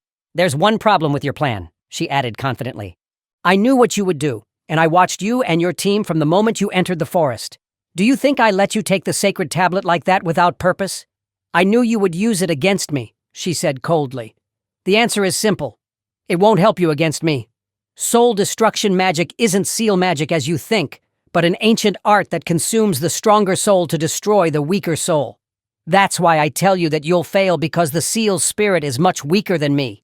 Then she continued, "That bastard darer used many tricks to succeed in sealing me in my moment of weakness, but luck doesn't repeat twice. I spent centuries in the forest sealed, and I strengthened my soul with demonic magic and huge sacrifices. It's impossible for you to win now." The magic around her intensified. "What do you think? Does he think he can defeat me despite my soul's power? I offered you a chance to escape and wanted to spare you, but you're a fool and trapped yourself in magic that only one soul survives. You'll lose your life," John said calmly. "I myself don't know which soul is stronger. Well, find out now. We won't lose anything," he continued. "I was always wondering, is the soul inside me really that of the strongest emperor in the world? Or is it just John's soul carrying memories and part of the power? I'll test my theory now." He went on explaining, "Soul destruction magic compares two souls, then the stronger soul destroys the weaker soul. If my original soul is still inside me, I'll lose the battle now." Lena laughed loudly. "Did you really come here to test your soul and power? You couldn't even defeat 7 of the strongest mercenaries combined. So, how do you think you'll beat me?" she continued threateningly. "I was thinking of leaving you alive because your power deserves life, but you provoked me, so I decided your life has no value anymore." She said that, released her power in the next moment, and began summoning a large number of demonic serpents. "Do you know how many souls I've stored in my body?" she asked John. "Then merge those serpents into a giant demonic serpent. This is my special ability, Sangria's Dream, which will absorb and destroy your soul." Loa attacked John with the giant serpent, laughing mockingly. "It's over for you now. You'll become part of my power and my soul will crush you." But John unleashed dark magic in a flash, annihilating the serpent in seconds and even cut off Losha's hand at the same moment. Loa stood stunned, looking at her severed hand in disbelief. "What's happening? Why was my hand cut off? I'm sure you didn't use a special attack. So why did my ability vanish with my hand?" John answered calmly. "The answer is simple. Serpents can't devour prey much larger than themselves. Because of my power, and thanks to your soul and our entry into soul destruction magic, I can release a large part of my power without fear of my body being destroyed. That's why I can now use part of my old power. And when the Black Star's power is completely unleashed, no enemy can face it." Loa was healing herself while asking nervously, "What did you do?" He answered, "I think you already know. You're weaker than me now." Lena got angry and unleashed her magic. "How dare you end it this way?" "I'll destroy you now," John said coldly. "You talk too much. You're a waste of time."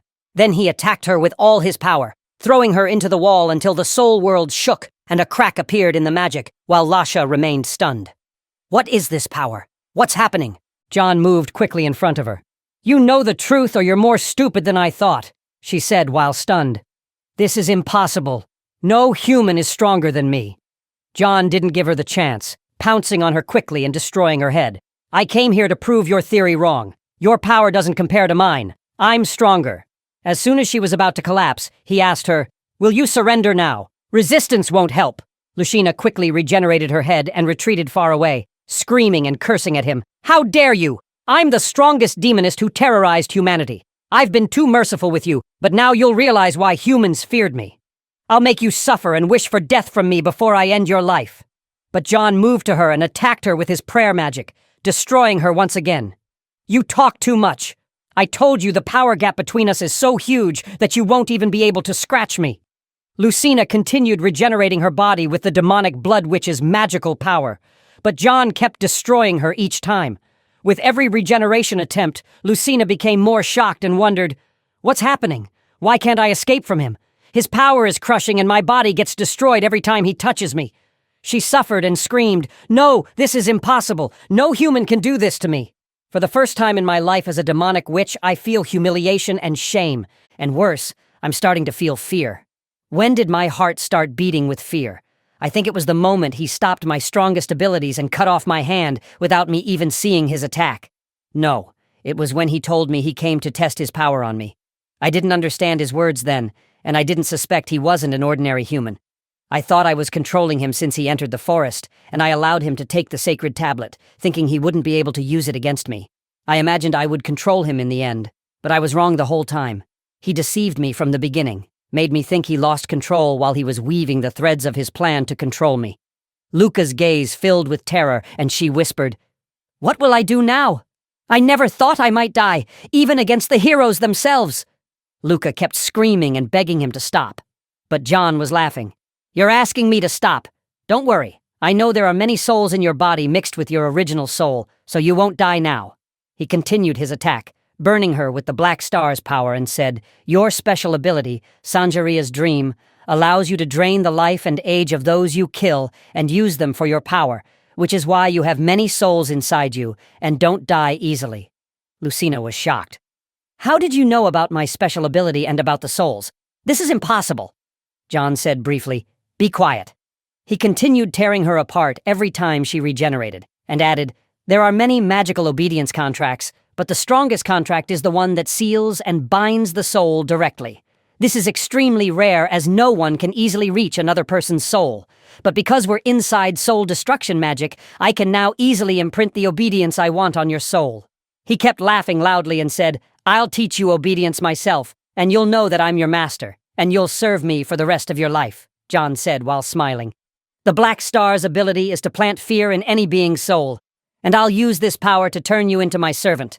And I haven't even reached a quarter of those souls. I'll keep destroying you over and over until I reach half the souls. Then we'll talk together." Moments of violent fighting passed inside the soul destruction magic world. And when the battle finally ended, John emerged victorious from the magic to find himself in the same place he entered from. He said while observing things around him, "It seems not much time has passed since I entered the soul world. Ryan is still sleeping on the ground. I think I only stayed there for 5 minutes." He looked toward Lashina, who is still suffering from what he did to her in the soul world. He said to himself, "I've planted the obedience contract directly on her soul. It's not the perfect contract I was hoping for, but it serves the purpose. I intended to establish obedience deeper in her soul, but the soul destruction magic couldn't withstand the Black Star's ability and broke quickly. The important thing is that I managed to do it. If I hadn't intervened and defeated Luca, she would have exploded her power as the demonic chaos witch and spread destruction in the world, causing many disasters for the kingdom and the hero. Now I'm changing the future again." Luca finally woke up, watching John with amazement and muttering, "This is impossible. I've been defeated. For the first time in my life, I felt such fear before a human. And worse than that, he planted an obedience contract on my soul itself. Where did this bastard get such crushing power? I've never faced a human with this power before." Despite her bitterness, she started laughing and said to him, "I'm now obligated to obey you thanks to the contract. But I promise you that the day will come when I'll lift this restraint from my soul and get my full power back. And then I'll destroy you in the worst possible way. I promise you that is the strongest demonic witch on earth." John smiled and said, "Well, if you can hurt me someday, I'll welcome any attempt from you when you're free from your contract," he added. "And by the way, possible Zaid Akin's data. From now on, you'll call me." Luca stopped looking stunned and said to him, "Fine, I acknowledge that you're my master." Then she stood before him and said, "Since you're my master now, I have a question." John was surprised and said to her, "What do you want? We need to leave here." I have many things to do, she answered. Actually, I just wanted you to know that I love killing. This is my nature and destiny. I can't go against it even if I try. My menu includes all living and non-living beings, and I prefer the strongest among them. Then she looked directly at him and asked, Since you're my master now, how much will you allow me to kill? You need to provide me with victims to satisfy me. John laughed and said reassuringly, Don't worry. As long as you're with me, you'll get a number of victims you never imagined in your entire life. Days passed, and one day Baron Ryan came to Ryan, who had returned to her castle. He asked her with concern, Will you continue like this for long? Ryan didn't answer and was very angry, so he said to her, 3 days have passed since we found you outside the Black Forest unconscious. We examined the forest and found traces of a huge battle, and we didn't find any of your friends who entered the forest with you. And since you left there, you haven't talked to anyone and refused to tell us about the fate of the demons or your team. Ryan left her and said, Rest or eat something at least. Your health is important and you must recover it. Ryan remained sad, repeating to herself, Everything that happened was because of me. I entered the forest with my friends despite my weakness and didn't assess the situation well. So they all died because of me. I can't believe that those I lived with my entire life ended up this way because of my recklessness and desire to destroy a power that far exceeds us. Then she spoke to herself with determination. No, I won't let their sacrifice go in vain. I must become stronger, and I won't be defeated again no matter who my opponent is. She added, I'm sure the demonic blood witch is still alive. I felt a connection between us when she attacked me, and this connection still exists, which means she's still living. I promise her that I'll become stronger, and I'll find her, and I'll take revenge on her for everything she did because everything that happened was my fault. She suddenly wondered, and what about John? I don't know anything about him since I left the forest. Is he still alive, or did the witch kill him before me? No, I saw his power myself, and I'm sure he's still alive. It's impossible for him to die at the hands of that demonic witch. I really hope to see him again. But before that, I must be much stronger so I won't be a burden on others.